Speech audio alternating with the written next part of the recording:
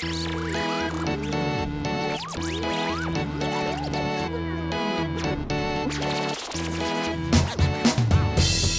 of us grew up reading and watching things that influenced us. So I'm very interested, what did you watch or what did you read when you were a kid?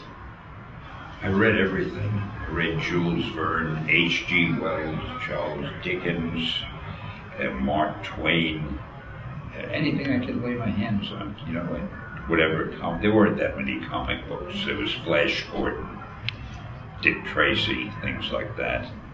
And as far as the movies, anything that Errol Flynn was in, Captain Blood, Mayor of Dodge City, whatever the hell city it was, Frankenstein, Dracula, King Kong, right, was a favorite of mine. You know, the usual. Right. I had read quite a lot about the jobs that you had in your teenage years. I was wondering, when you fell into the job as interim editor for then Timely Comics, did all of these different jobs prepare you for that, or was it just the next thing that came along for you?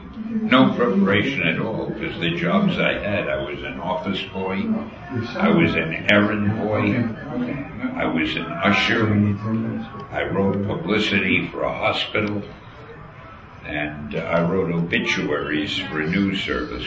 You wrote obituaries? So none of it really was preparation. And were you intimidated at all, or was this the break you were looking for? I was too young to be intimidated.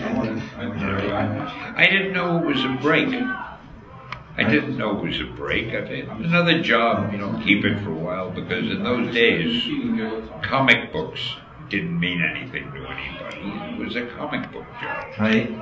So, you know, I'll stay here for a while, get a little experience, then I'll get out into the real world. After the Justice League of America, Marvel had to respond in some way. And it was right around the same time that it was reported that you thought about getting out of that business. And the comic superheroes that you came back with in response were very, very different. Well, I didn't know I was doing anything that different. I just felt I'd like to do characters that were realistic.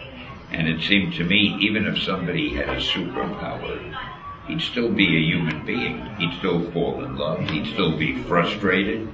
Maybe he'd still have to go to the dentist, or have dandruff, or have an ingrown toenail. Or the girl he loves doesn't really care for him. Or he might have a relative who's sick that he has to take care of. I mean, just because you have a superpower doesn't mean that everything else in your life has to be good. So I thought it'd be more interesting to get people who seemed like real people who had superpowers. That's all I was thinking of. The characters that you created had these very different superpowers and abilities. I was wondering if the powers and abilities that you gave your superheroes were ones that you wished that you had yourself. I really don't think so. I mean, I never really projected myself in those characters. They were just things that I was making up. I mean, maybe subconsciously they were wish fulfillment. But I never said, I wish I could burst into flame and fly like the Torch, or I wish I could crawl on walls like Spider-Man. Those thoughts never really entered my mind. Battlestar Galactica. Batman. Serenity. What was that? Highlander. The Empire Strikes Back. Doctor Who. Star Trek The Next Generation was my favorite. Scooby-Doo. Well, at the moment, it would be True Blood. True Blood. True Blood. I have to say True Blood, too. She-Ra. Doctor Who. Star Wars, Episode 4. Firefly, without a doubt. Buffy the Vampire Slayer. Joker, obviously. Family Guy. Good choice.